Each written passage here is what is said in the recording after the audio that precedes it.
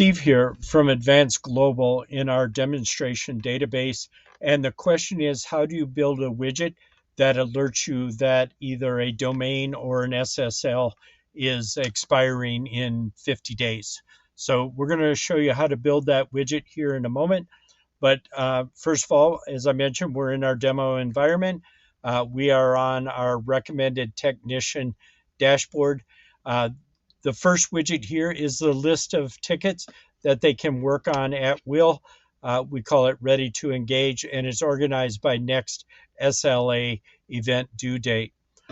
With the last major release, there was a bug in the release that if the next SLA event due date is missing, which happens when the ticket gets reopened, that you can't go in and edit it and clear out the date and generate a new next SLA event due date. So we've added another widget to the dashboard to move those tickets over here when they don't have a next SLA event due date. What do you do with it then?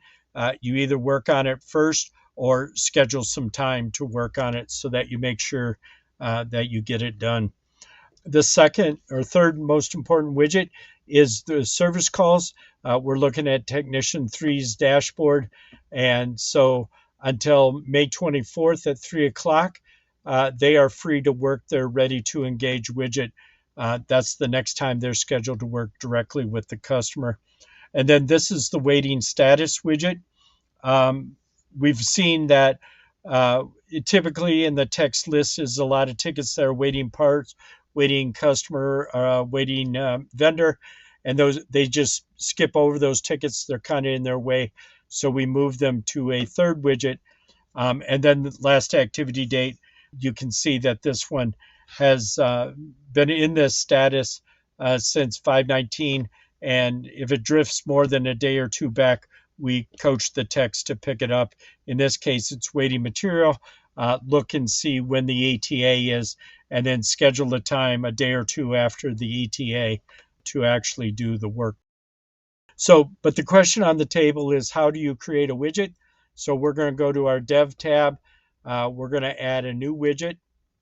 And I almost always add a new widget, as you can see by this sticky, that I choose a widget from the widget library.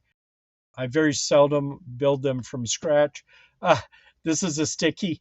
It already says configuration items because I was in here doing a dry run. Typically, tickets are the most widgets that we create, and it's typically down here. But there is a family of configuration item widgets.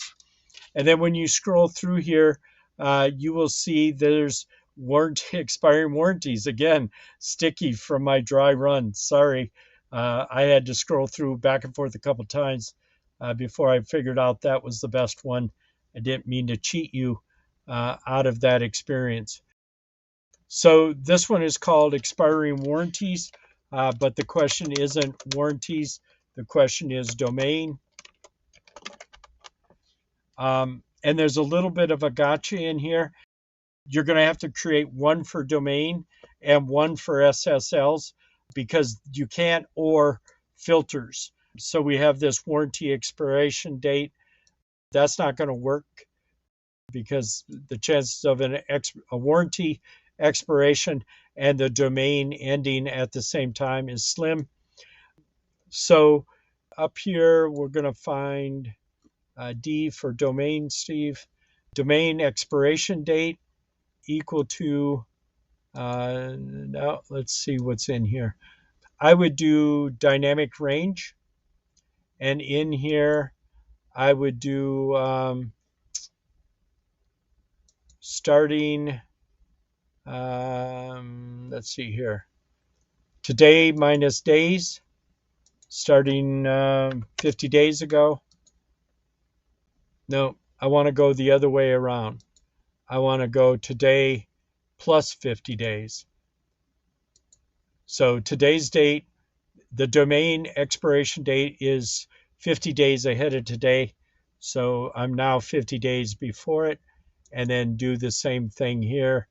And maybe here I'll do 51. I would try 50, but it wouldn't surprise me if 50 never fires, because of this. So I would make it 50, start at 50 and go to 51. That gives me a 24-hour period. When the due date shows up in that 24-hour period, it's going to fire and send, or it's going to add it to the widget. Maybe you want to see it the other way.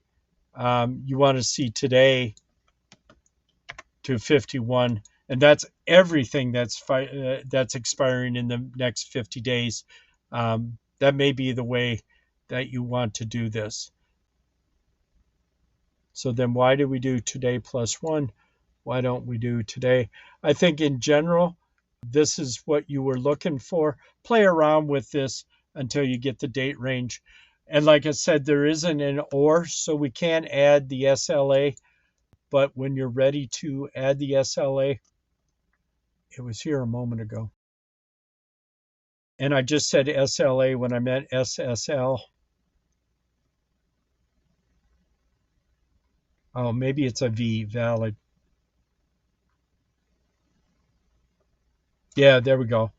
Validate from SSL, validate until SSL. So I would use the valid until date, but you have to do that in a second widget. You can't or these together. And the rest of the widget works like any other widget. I hope this has been helpful. If it has, please tag it as a solution. If it hasn't been helpful, please email me at sbuyze at agmspcoaching.com. That email again is sbuzzy at agmspcoaching.com. This is Steve Buzzy from Advanced Global, wishing you an awesome day.